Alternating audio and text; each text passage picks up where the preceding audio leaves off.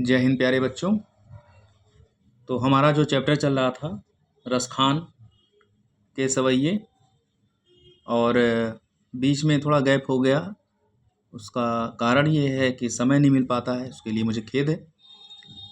तो बच्चे हमारे कह रहे थे कि सर वीडियो बना दीजिए, एक बार पढ़ाने से थोड़ा कम समझ में आता है। तो मैं इसको बिल्कुल आपको भावार्थ पढ़कर बता दे रहा हूँ।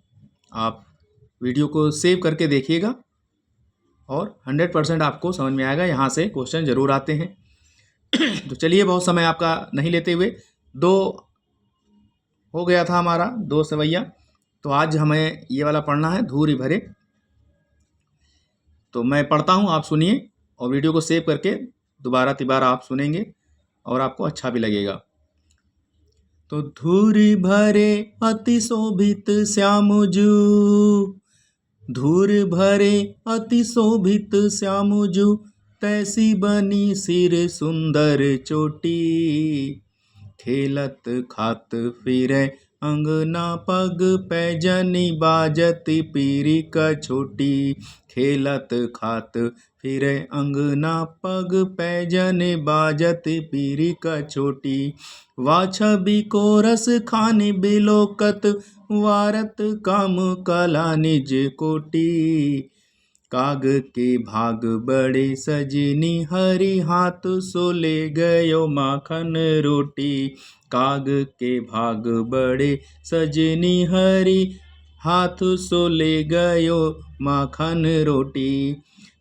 तो रसखान जी, जो कि रस की खान है, और रसखान भगवान कृष्ण का एक नाम भी है। तो यहाँ पर श्लेष अलंकार है, भाषा वही ब्रज है, और गुण जो है वो आपका माधुर है, क्योंकि इसमें श्लेष अलंकार है, अनुप्रास अलंकार है, रस इसमें श्रृंगार है। तो जहाँ श्रृंगार होगा, मैंने बताया, वहाँ गुण माधुर्य होगा। भाषा इसकी पूरी सवैये में ब्रज है। छंद सवैया है। सवैया आपका जो 22 से 26 तक वर्ण होते हैं, केवल वर्णों की गणना के आधार पर इसमें किया जाता है।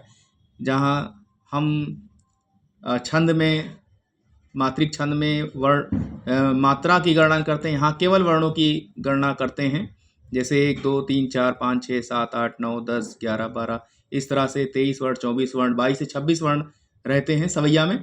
तो चलिए, आप मेरे छंद वाली वीडियो देख लीजिएगा, आपको समझ में आ जाएगा। मैं व्याख्या बता रहा हूँ कि एक सखी दूसरे सखी से कह रही है, क्या करेगी, धूल भरे अति शोभित श्याम, धूल से भरे हुए बालक कृष्ण बड़े ही सुंदर लग रहे हैं, तैसी बनी सिर सुंदर चोटी, और उनके सिर पर सुंदर बनी हुई जो चोटी है वो और भी अच्छी लग रही है। छोटे बच्चों के अक्सर करके आपने देखा होगा, सर पे चोटी बांध दी जाती, तो बालक कृष्ण अभी छोटे हैं, उनके सिर पर माता यशोदा ने चोटी बना दिया है, वो और भी सुंदर लग रही है। एक सखी दूसरी सखी से कह रही है। खेलत खात फिरे अंगना, वे खेलते और खाते हुए अपने आंगन में इधर से उधर दौड़ रहे हैं, घूम रहे हैं। पग पैजन बाजत पीरी कछोटी, और वे पीले रंग का कच्छा पहने हुए हैं। वह छवि को रसखान बिलोकत, उस छवि को, यानी उनके इस रूप को, इस सुंदरता को जो है वो भगवान रसखान जी, क्योंकि रसखान भगवान कृष्ण का नाम भी है और रसखान कवि भी है, यहाँ श्लेष अलंकार है। तो उस छवि को रसखान बिलोकत, रसखान जी उसको देख रहे हैं, उनकी इस सुंदरता को। वारत काम कला निज कोटि, और उन पर सैकड़ों हजारों करोड़ों जो है कामदेवों की सुंदरता और उसकी कला को भी निछावर करते हैं।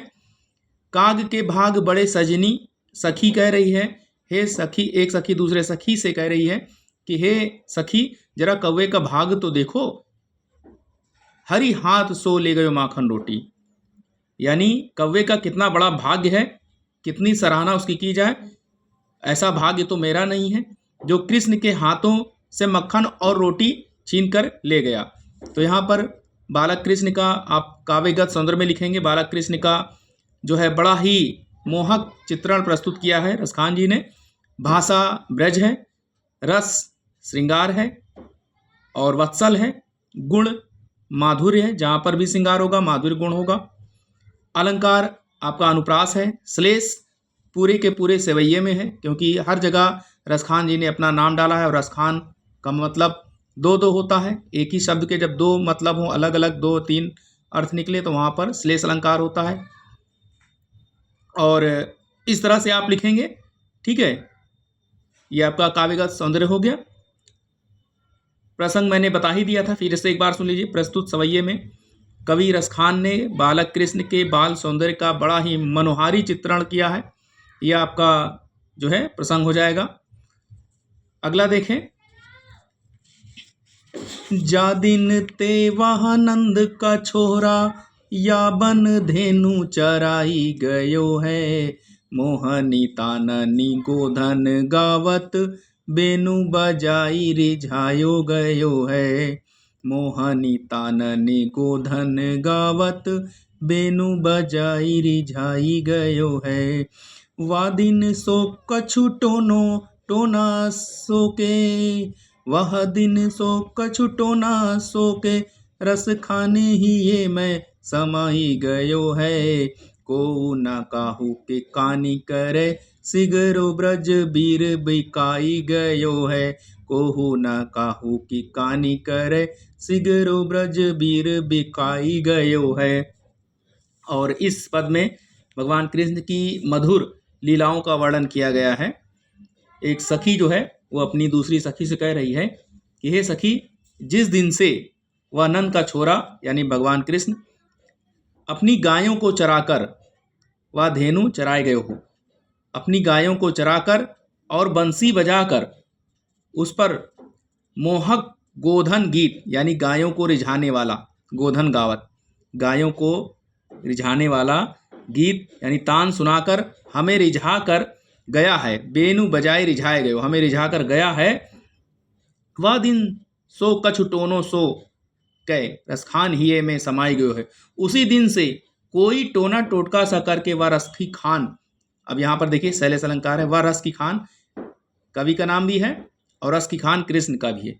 तो यहाँ पर कृष्ण के लिए वो सखी कह रही है कि वो रस की खान अर्थात कृष्ण हमारे हृदय में समा गया है। हिये में समाई गयो है माने हृदय में समा गया है। हे सखी, को न कोहो की कहानी करे, तभी से कोई किसी शर्म यानी किसी से कोई भी शर्म नहीं करता, कोई किसी का लिहाज नहीं करता है ना, और खुलकर कृष्ण के प्रति अपने प्रेम को प्रकट करता है। फिर कह रही है सिगरो ब्रज बीर बिकाए गयो है। हे सखी, हमें तो ऐसा लगता है कि पूरा का पूरा ब्रज भगवान कृष्ण के हाथों बिक गया है।